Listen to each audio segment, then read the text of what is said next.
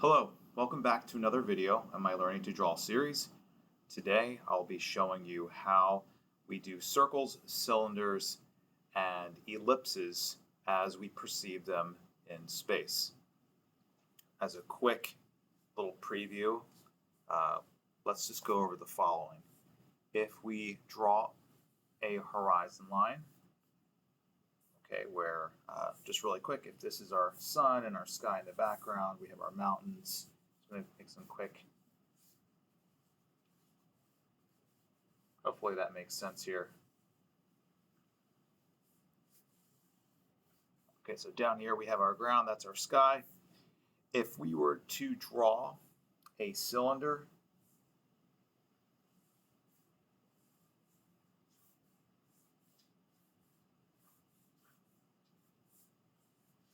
quick demonstration, what I'm going to do is just draw a box as we've gone over in perspective. And to make a cylinder, what I'm going to do is just crisscross these two lines, draw a line in the middle and a line in the middle there, and round this off.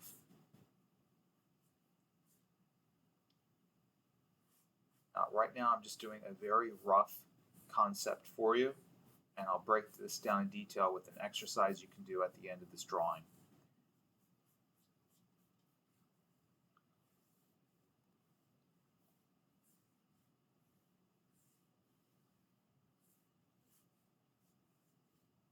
So I've made some invisible lines so you can see how this is working. I'm going to crisscross the bottom. Sorry, I'm a little sloppy here.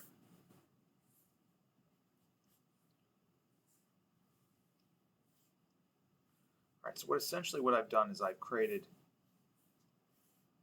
two rectangles or boxes in perspective. And we've learned to do that with our past video. I've crisscrossed my corners. I take the center and I go straight across. I take this midpoint and I go straight back and connect that with my vanishing point. Now all I'll do is just round off these corners.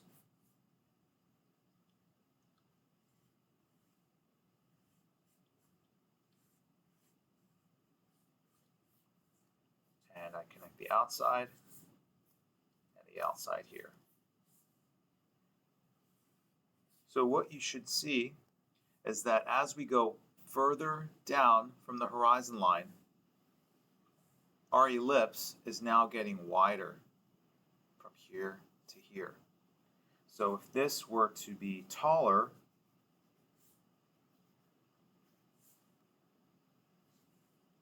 what we would see would be an ellipse top that would be even more narrow. If we go taller still, it would be even more narrow.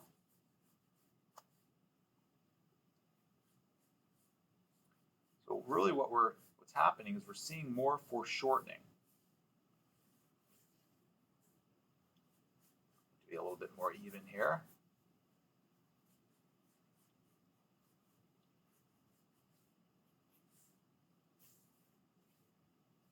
Okay, so as we get to the horizon, this would be almost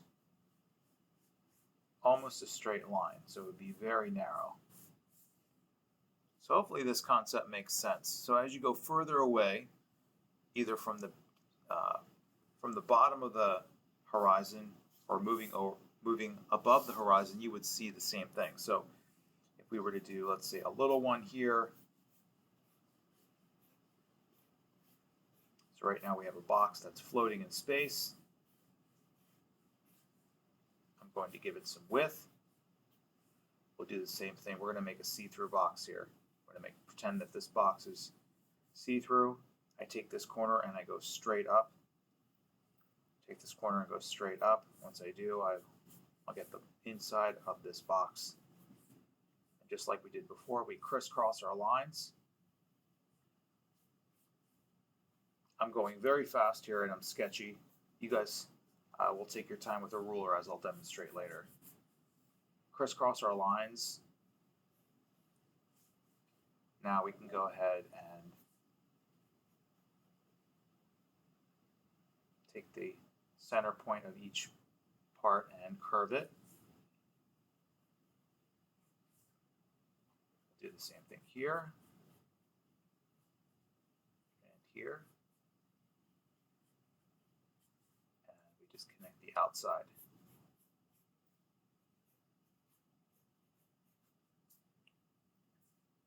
And you should see the same thing happen. You should see that the further that we go up from this horizon, the bigger the ellipse is going to be. And the closer that we get to the horizon, the more narrow our ellipse is going to be. So if I were to extend this down even more, you would see that my ellipse would start to get more narrow. So why are we going over this? Well, before we do any kind of exercise where we draw a still life, let's say you were going to draw a still life with a bottle or a cup in space. For example, let's say you were going to draw a cup. You would want to draw the top of your cup.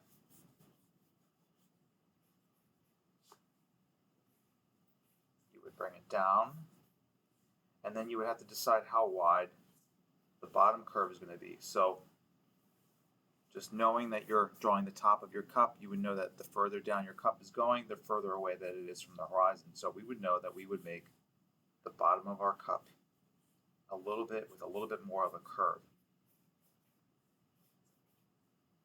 I'm just going to put a quick little handle here for you.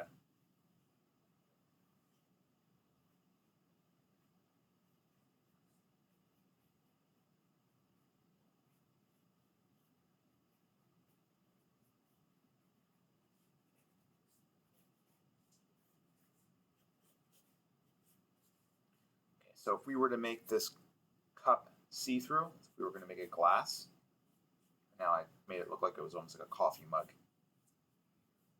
We'd probably see that this cylinder is a little wider than the top of this. So the distance here is increasing as we're going further down from the horizon. And as we get closer to the horizon, this distance is getting more narrow. It's getting pinched. All right, so what I'm going to do right now is give you an exercise to practice understanding how to make ellipses, and then we'll apply that later when we start to do our first drawings of a still life. Okay, I'm just going to flip this over, and let's do an exercise together for drawing cylinders in space.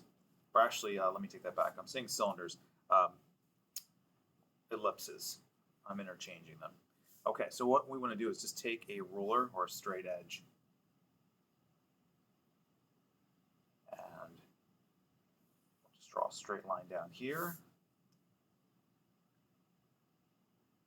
Another straight line. We're going to want to make sure that these are parallel to each other. We'll do one a little bit to the outside on this side and a little bit to the outside on this side. Now, if you want to be perfect, we can measure this out. So, just making a little mark on my ruler.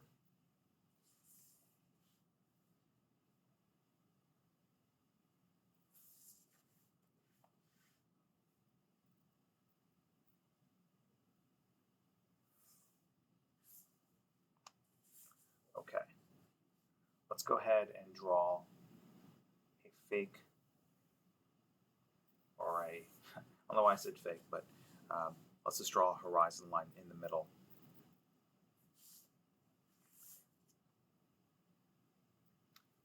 Now in the middle of this,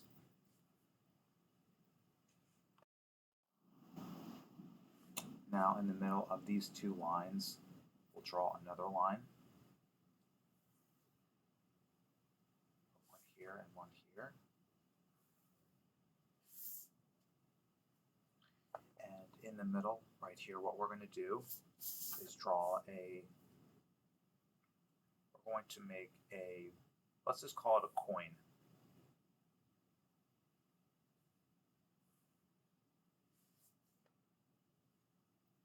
And right now you can't see this coin, but I'm going to just draw some lines here for you.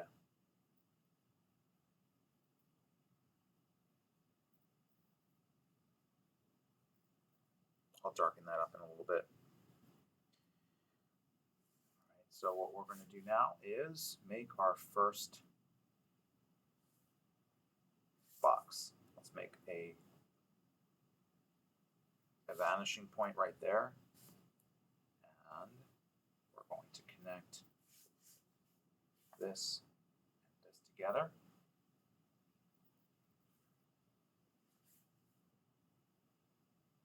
Draw a straight line here, and let's just proceed to go down. Let's just go down a little bit more. Now, I've made one angle. It really doesn't matter how far down you go. I would just say just try to go a little bit lower than this bottom line here.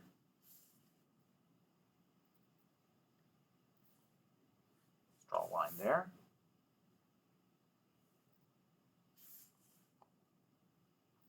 Let's connect these two.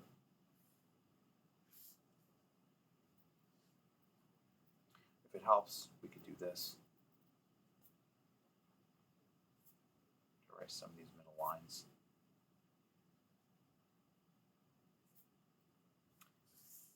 Let's do the same thing again.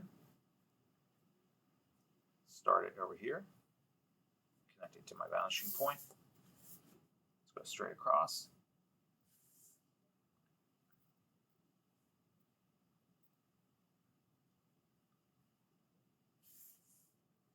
The bottom of these two should connect. Let's do it again one more time.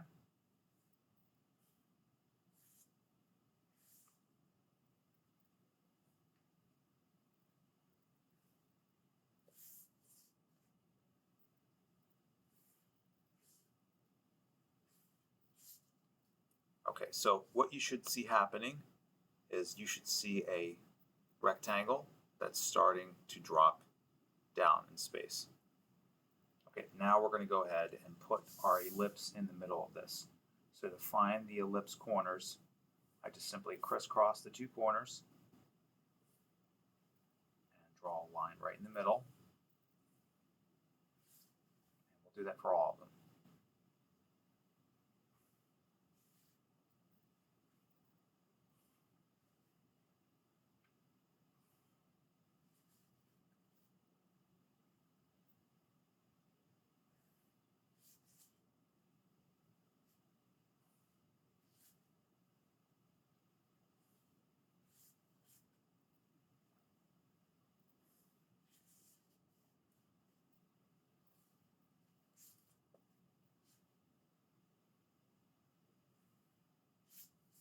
Okay, we can draw a line right down the middle of these centers.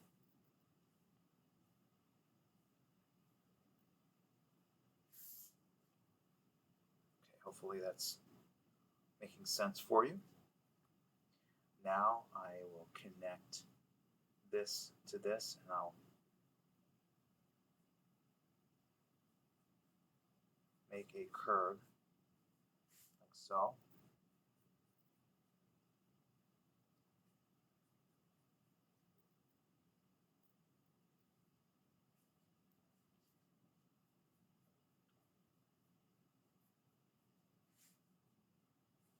If you're wondering how far do you bring this curve down, well,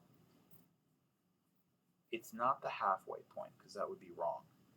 So I would say it's almost 3/4 of the way out. And there is probably a mathematical way of finding that.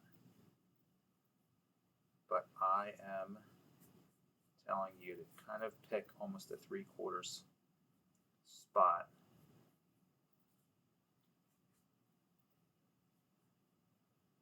And as you look at it, you're going to want your eyes to kind of tell you what looks okay.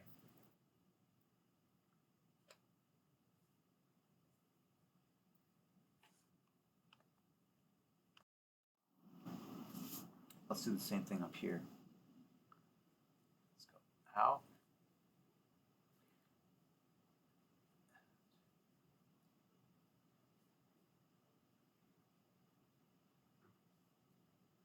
over here.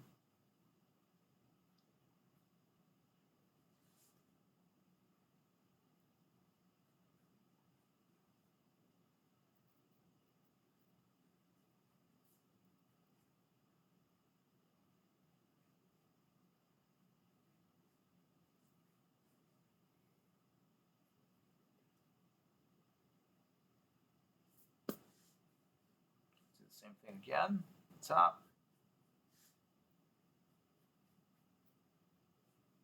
And we'll do the same thing down here on the bottom.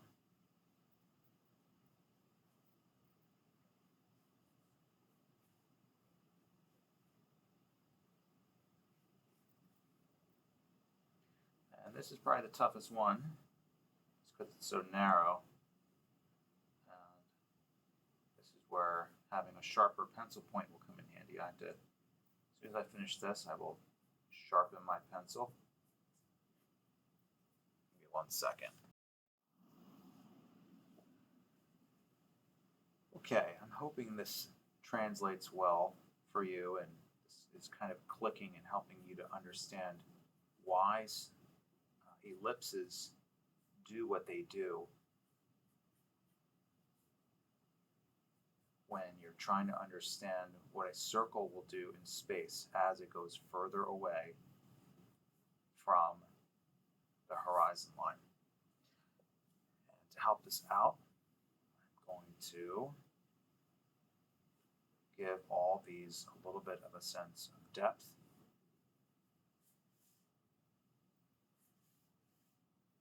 Oh, I made a little mistake here. We want to make sure that the edge of our coin is where the edge of the curve is. So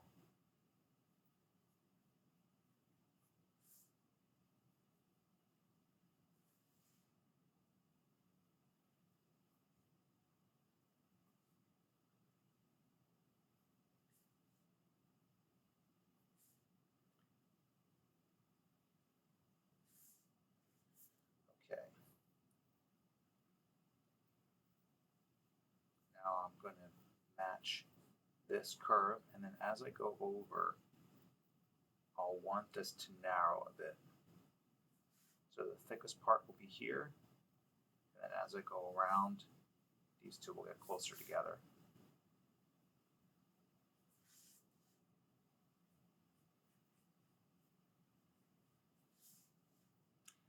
Let's do that again. As this wraps around, this is going to get a little more narrow.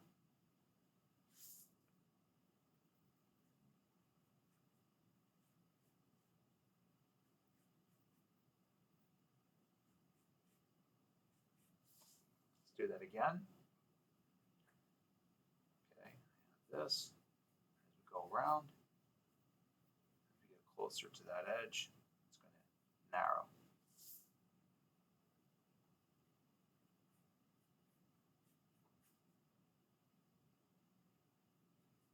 In the middle is the thick part.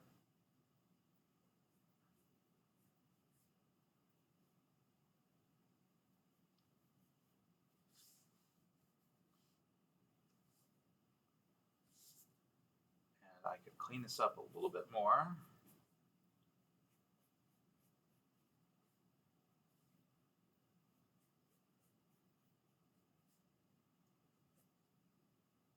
Now you have to remember that when you're doing a freehand drawing of a still life, you're going to want to understand these concepts so that way you can just do this by hand and you're not necessarily going to be measuring everything with a ruler. I'm trying to break this down for you in a bit of a geometric way. And hopefully these concepts will kind of stick in your mind. And it'll help you to click this together. So I'm going to now just do the edges of my coin here, and then as I get closer, those lines are going to get closer together.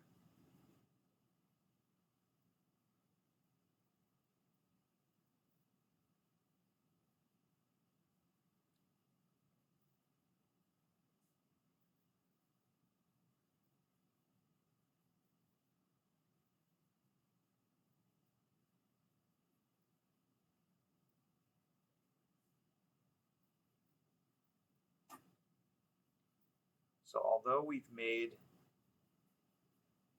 ellipses in space here, really what we've drawn are very thin cylinders.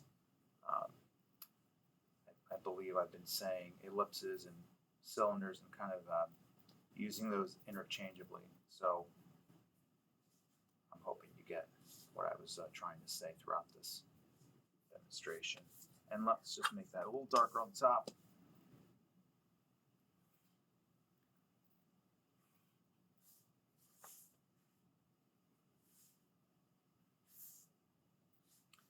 And you can do the same thing here for this top part. So just draw one line out, take your ruler, go straight across with both of them,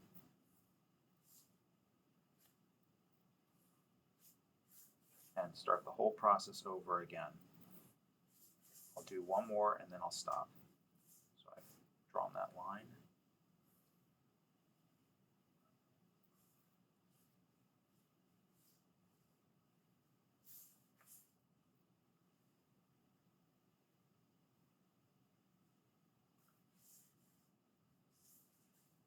Let's just make this a little darker so you know the part that I'm pointing out.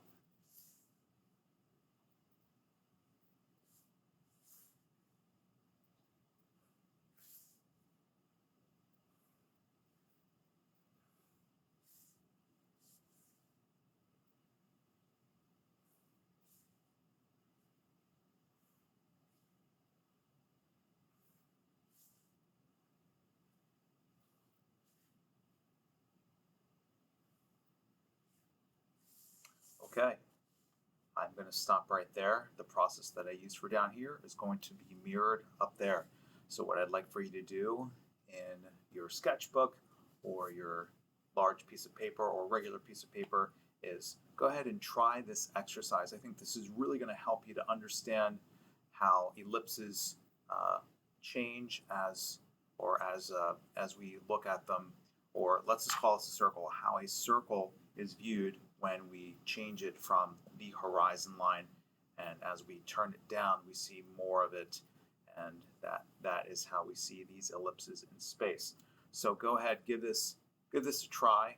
Hopefully you're going to be making some connections with this. So I hope I brought you some value today, and I look forward to seeing you again. Thanks so much.